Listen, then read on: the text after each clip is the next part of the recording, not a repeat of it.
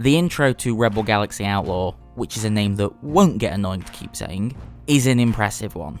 A brief anime-inspired cutscene tells me everything I need to know about the universe I'll be inhabiting. That universe pretty much just being generic sci-fi with a light cowboy aesthetic. Nevertheless though, it's still a good start that got me pumped up for the cowboy-themed space adventure I had before me.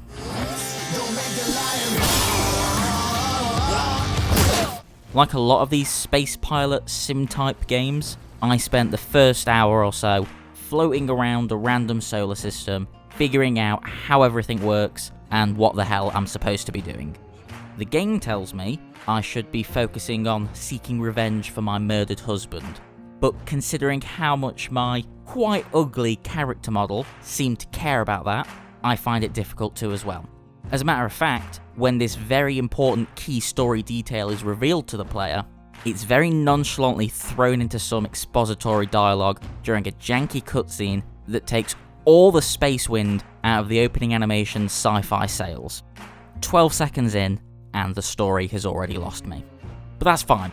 If I came here for the story, I was bound to be disappointed. Luckily, I'm here to live out a virtual space pilot's life, which Rebel Galaxy Outlaw quickly lets me get doing. Unlike No Man's Sky or Elite Dangerous, the early game doesn't bog you down with an ungodly amount of boring tutorials or complex mechanics. Instead, it simplifies the entire space sim process. Need to travel across the solar system, but don't have 3 real-world hours to spare? That's fine, because Rebel Galaxy Outlaw has an autopilot feature, which is just fancy space-themed talk for fast travel. No need to stare at a distance meter counting down for 20 minutes straight, only to stop paying attention and overshoot your destination. It's a simplification that I can see rubbing hardcore fans of games like Elite Dangerous the wrong way, but for me, being someone who doesn't have the patience for Elite Dangerous, this is the perfect feature to keep me attentive and playing. Although, despite the streamlined travel, I still think it's a suitable game to watch YouTube or listen to a podcast while playing. Hell, I wrote this script while playing it, so there's still the immersive downtime that comes with travelling through space. And to help with that downtime, if you don't have anything to listen to yourself, the game's got you covered with what definitely seems like a handful of endless radio stations to choose from, all of which have pretty decent music. It honestly makes GTA's radio stations seem pathetically small by comparison. Neither the quality or quantity of the music matters though if the gameplay sucks. So does it suck? No. It's not groundbreaking by any means, but it's still addictive and can feel cool as hell sometimes.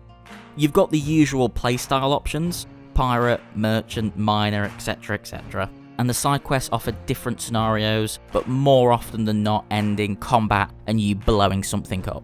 Think of the combat in any aerial-based dogfighting game, and you're thinking of Rebel Galaxy Outlaw.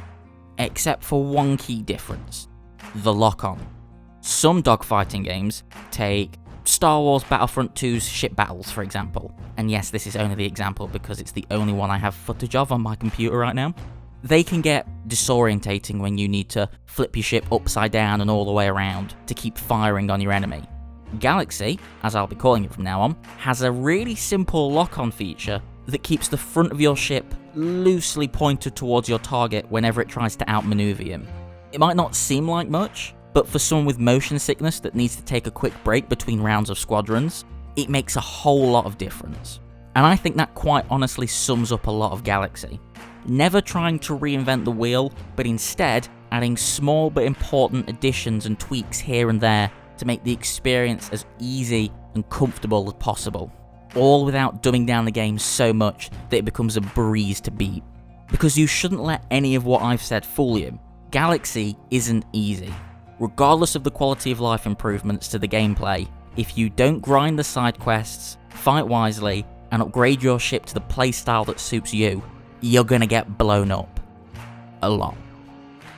There's a little more to Galaxy that I'm not going into much detail about. The voice acting's fine, though it sometimes borderlines on being really bad.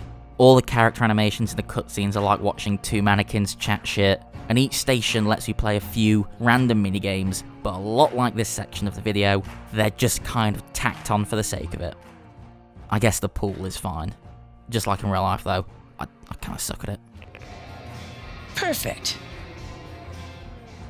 Rebel Galaxy Outlaw is a pretty decent space adventure that manages to cater to a more casual player without sacrificing the exploration aspect.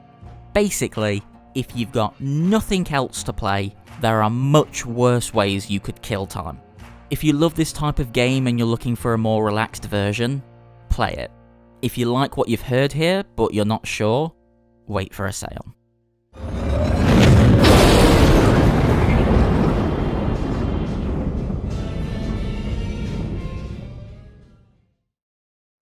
Hey guys, how are you doing? Me? Oh, I'm trying to dock into a spaceport, but after scanning me, they said I'll need to like, comment, and subscribe before I can get in. Just heads up for you in case you tried to get into the spaceport as well.